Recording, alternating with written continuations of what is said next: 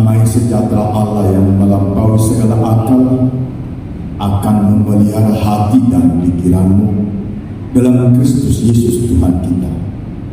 Amin. Shalom. Firman Tuhan bagi kita pada Minggu Paskah pertama hari ini tertulis dalam kitab Kolose pasal 3 ayat 1 hingga ayat 4 saya bacakan. Karena itu, kalau kamu dibangkitkan bersama dengan Kristus, carilah perkara yang di atas, di mana Kristus ada duduk di sebelah kanan Allah. Pikirkanlah perkara yang di atas, bukan yang di bumi. Sebab kamu telah mati dan hidupmu tersembunyi bersama dengan Kristus di dalam Allah. Apabila Kristus yang adalah hidup kita menyatakan diri kelak, kamu pun akan menyatakan diri bersama dengan Dia dalam kemuliaan. Demikian firman Tuhan. Selamat Hari Paskah. Hari Paskah ini adalah tradisi dalam kitab Perjanjian Lama juga sudah ada. Karena pada saat Tuhan Allah berencana hendak melepaskan umatnya Israel dari perbudakan Mesir, dan Tuhan Allah lewat hambanya Musa sudah melakukan tanda-tanda mujizat, mulai dari air menjadi darah, dan akhirnya yang ke-10 itulah semua anak laki-laki yang ada di Mesir akan mati, kecuali kalau ada darah domba yang dicapkan di pintu dan jendela.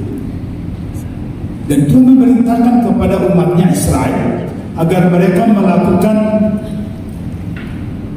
seperti kurban. Mereka memakan domba dan darahnya dilakukan di pintu dan jendela. Dan saat Allah melewati pesah, saat Allah melintasi tanah Mesir, semua rumah yang ada bercak darah domba itu anak laki-lakinya diselamatkan, tidak ada yang mati. Tetapi rumah yang tidak ada di bercak darah itu di pintu maupun di jendela, maka semuanya anak laki-laki mereka akan mati. Dan itu yang terjadi, ratapan yang luar biasa bagi bangsa Mesir pada saat itu. Allah melintasi dan Allah menyelamatkan, yaitu menyelamatkan semua penduduk atau penghuni rumah yang ada bercak darah domba di pintunya. Tapi yang tidak, semua anak sulung mereka mati. Hari ini kita bersukacita, bersyukur bahwa Paskah dalam Perjanjian Baru adalah kebangkitan Yesus dari antara orang mati. Kita harus melihat bahwa kejadian ini memang seperti diatur demikian rupa, ternyata tidak. Tapi Tuhan merancang itu dari awal.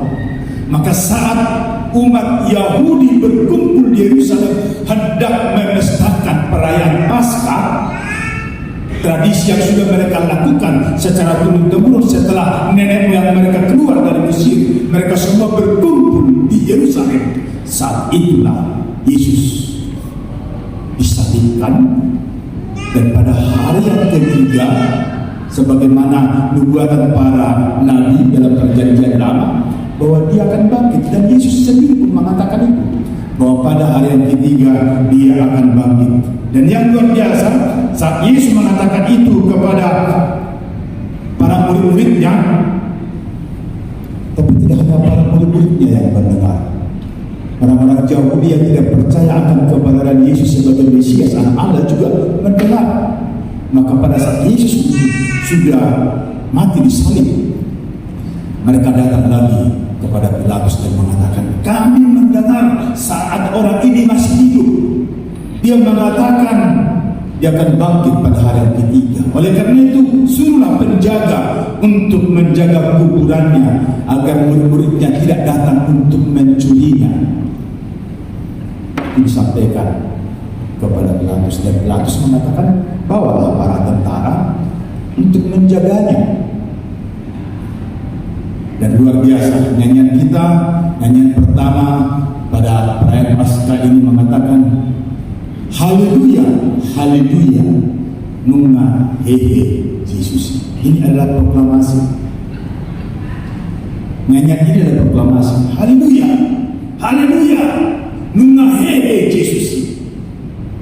Hari ini kita mau diingatkan, kita bersorak memuji Tuhan bahwa kematian yang menjadi ketakutan selama ini tidak lagi berkuasa kepada manusia. Yesus mengalahkan kematian. Yesus mengalahkan kuasa dosa. Karena upah maut adalah kematian. Ya, upah dosa itu adalah kematian. Kalau upah dosa adalah kematian, sekarang kita tidak lagi takut. Baru tentu ada. Baru tentu. Nah biar kehidupan main. Sudah kita biar manusia yang mati. Karena Tuhan Yesus sudah bangkit dari antara orang mati. Orang percaya tidak lagi takut akan kematian. Baru mau hadir main mendapat Tuhan ini dan berjadi. Dan ini menjadi masalah kita sebetulnya. Ya, ini menjadi masalah kita. Tapi yang pertama dikatakan kepada kita dengan tema dibangkitkan bersama dengan Kristus. Karena itu kalau kamu dibangkitkan bersama dengan Kristus, carilah perkara yang di atas. Oke, masalah dong. Dimana kita mau mencari perkara yang di atas? Kita aja masih ada di bawah. Kita masih ada di bumi. Kita ada masih di dunia. Kita buru PT di pansi. Kita buru beda di pansi sekali.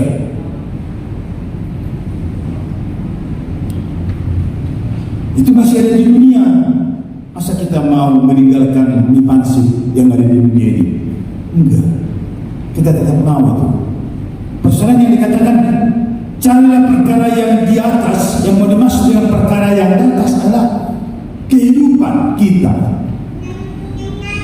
Kehidupan kita tidak seperti kehidupan yang ada. Kita bisa melihat kasat mata di dunia ini. Kalau kita membaca selanjutnya, inilah manusia lama kita. Ayat 5 dikatakan, matikanlah dalam dirimu segala sesuatu yang duniawi, yaitu percabulan dan najisan, hawa nafsu, nafsu jahat, dan juga keserakahan yang sama dengan penyembahan berhala. Karena semuanya itu mendatangkan murka Allah. Itulah manusia lama. Kita masih manusia lama atau sudah manusia baru? Sudah manusia baru. Kita harus bisa melihat bagaimana makna daripada baptisan yang kita terima. Salah satu makna baptisan yang kita terima tertulis dalam kitab Roma pasal 6 ayat 4 demikian. Dengan demikian kita telah dikuburkan bersama-sama dengan Dia oleh baptisan dalam kematian, supaya sama seperti Kristus telah dibangkitkan dari antara orang mati oleh kemuliaan Bapa, demikian juga kita akan hidup dalam hidup yang baru.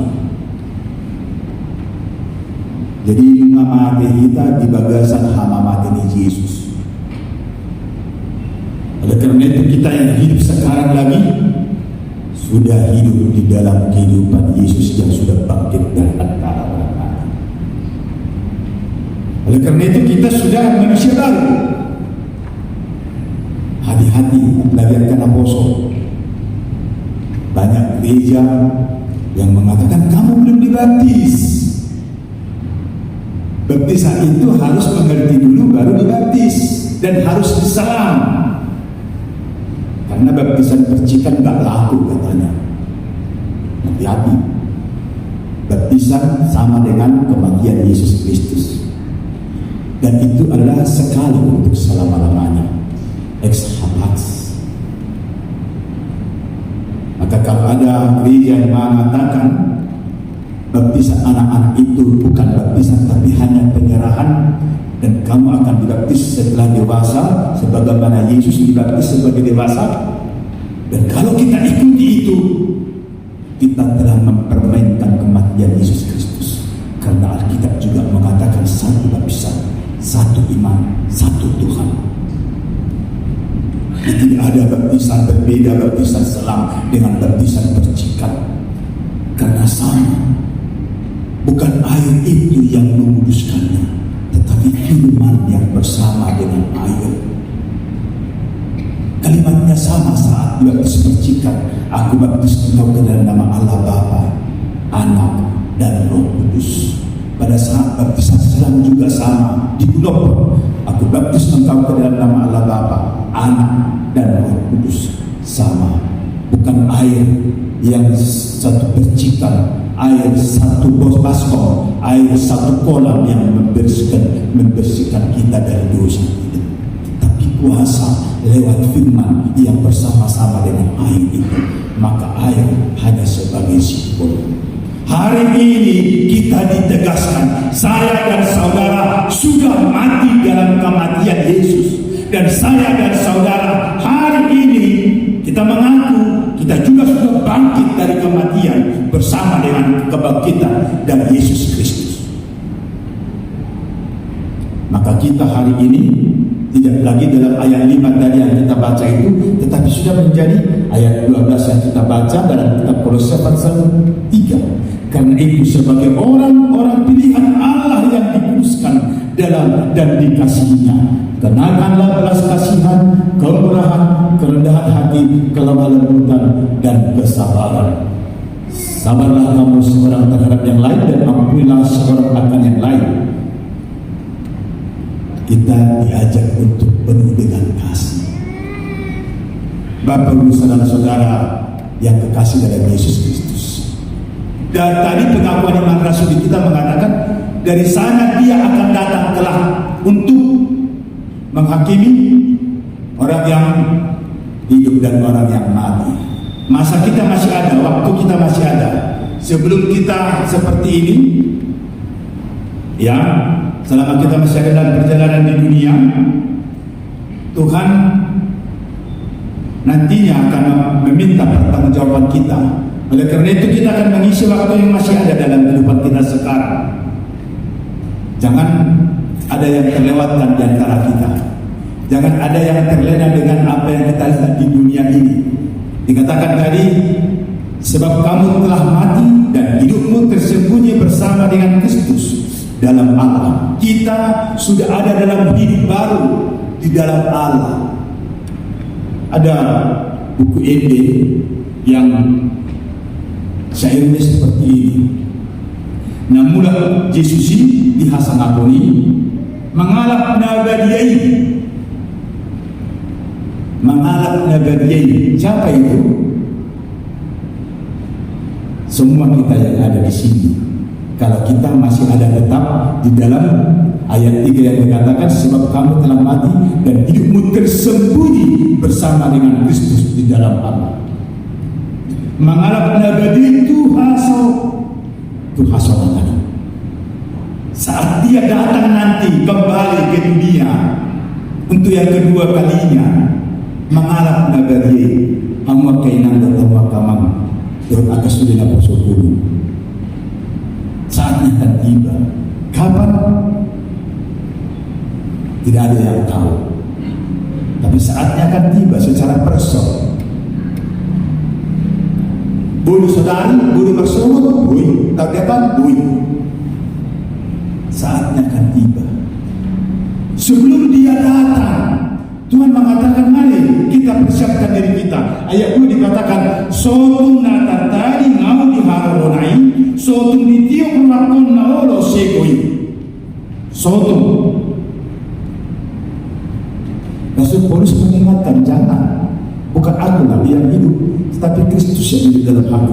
Maka katanya dalam kitab Kolose ini, Rasul Paulus mencoba mengingatkan, ini persoalan yang sangat luar biasa dalam kehidupan kita secara manusia. Kita masih ada di dunia ini, tapi kita harus melihat hal-hal yang dari atas. Maka Bukede mengatakan, suatu terjadi Allah. Kita coba menyanyikan bersama Bukede 540 saja ayat 2.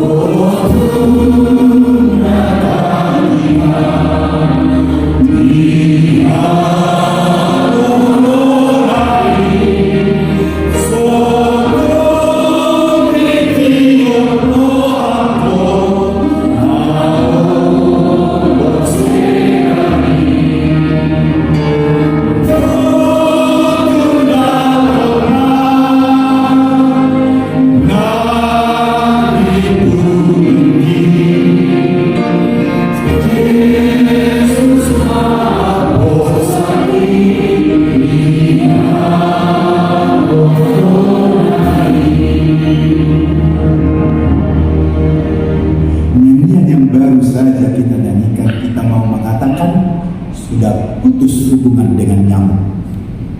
Walaupun kita masih ada di dunia, tapi hal-hal yang duniawi, yang menggelitik hati, yang menari-nari di mata, semuanya itu yang menjadi jerat untuk kematian, kita sudah selesai. Tidak lagi. Dan ibe apa surat roata. Tidak lagi hal-hal yang duniawi yang menjadi impian kita. Harapan kita satu. Seperti yang dikatakan tadi, pikirkanlah perkara yang di atas. Alani molokon tu dia au tumateyau hualusima tu dia au. Ini tuh kata. Guna saya cara tu dia kok. Dia rasa roh tidak kan? Ya, sekali-sekali kita nyanyikan itu dengan tu dia au dumateyau hualusima tu dia au. Kalau kita bacanya tu dia seakan-akan dia saja. Dumateyau alusima tu dia di mana? Dia ini di bawah. Nanti kemana kamu kalau kamu nanti mati, kata kita? Kenapa harus dia yang kita tanya? Kenapa tidak kita tanya diri kita? Itu dia au dimana. Hari ini dikatakan dia saat Yesus datang ke dunia ini mengalap nabadiai dan doh biau tinggal di pertiga nungasahat doh awsan. Saya akan bersama dengan dia di sana dalam kemenangan, dalam sukacita, dalam kebahagiaan, dalam hidup baru. Itu yang dikatakan soto nadari ngau. Soto itu bertanya kepada diri sendiri. Ada evaluasi di sana. Hari ini kita disapa dalam masalah duniawi kita. Bagaimana kita di hari dunia ini, pada saat napas kita masih menikmati di dunia ini, kita akan mempersiapkan juga hidup surgawi. Ya, saat kita menjalani hidup kita di dunia ini, saat itulah kita juga mempersiapkan hidup surgawi. Dan jolonade asatapara di mulusur daun. Ya, bukan setelah mati baru kita mempersiapkan hidup surgawi kita, tidak.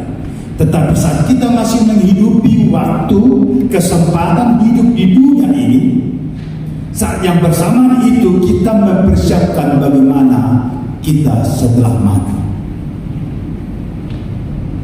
Oleh karena itu, nats kita mengajak untuk hari ini, apabila Kristus yang adalah hidup kita, ini yang paling luar biasa.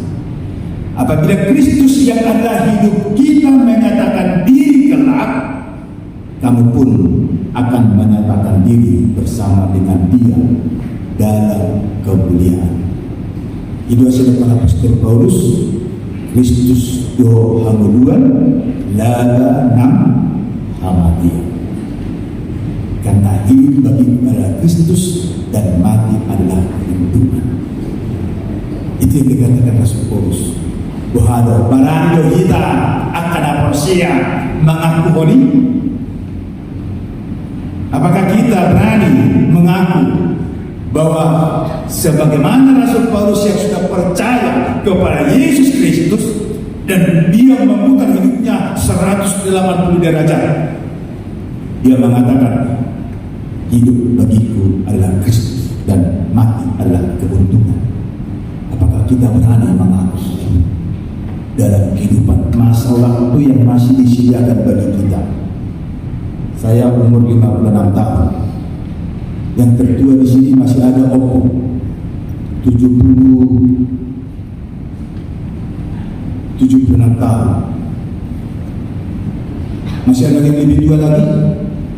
Mari kita tanya Tuhan dalam diri kita, berapa tahun lagi kah aku hidup?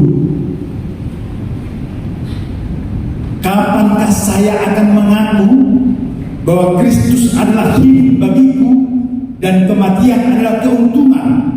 Yang muda-muda, jangan terlena. Jangan katakan aku masih muda, usiaku masih panjang. Jangan. Karena kematian tidak melihat usia. Saatnya tiba, katanya, tidak ada yang tahu kapan. Maka kalau kita dalam hidup kita ini Kristus, maka nanti juga Tuhan Yesus akan menyaksikan kita dalam kemuliaan surgawi. Kalau kehidupan kita di dunia ini kita saksikan tentang Kristus, maka nanti dalam kehidupan surgawi Kristus yang akan menyaksikan kita kepada Allah Bapa.